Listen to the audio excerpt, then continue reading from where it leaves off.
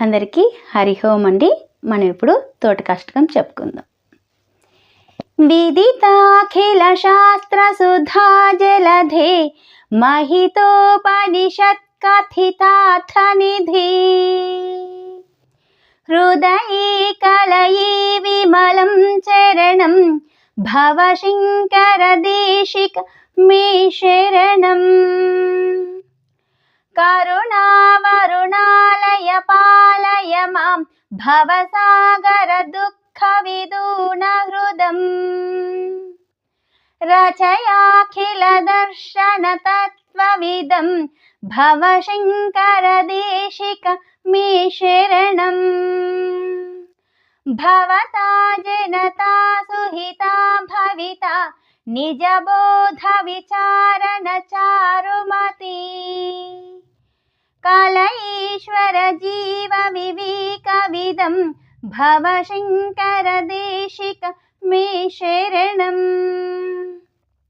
భవ ఏవ భవానితి మే నిరతాం సమజాయత చేతసి కౌతుకితా.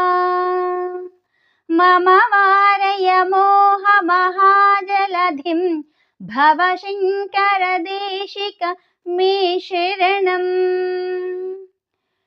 సుకృతే ధికృతే బహుదా భవతో భవితా సమదర్శన లాలసతా. అతిదీనమిమం పరిపాలయ మాం భవశంకర దేశిక మే శరణం.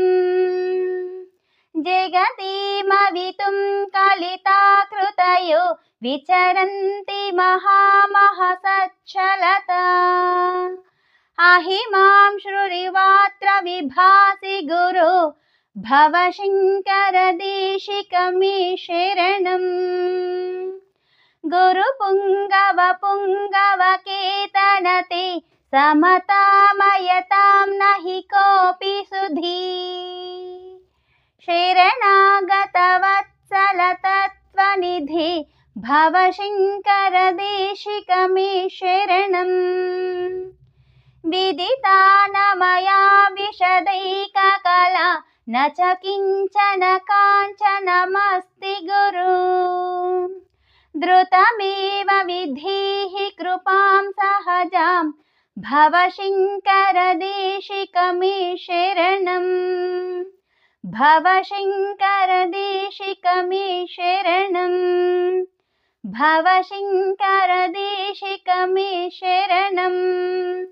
భవశంకర దేశిక మే శరణం.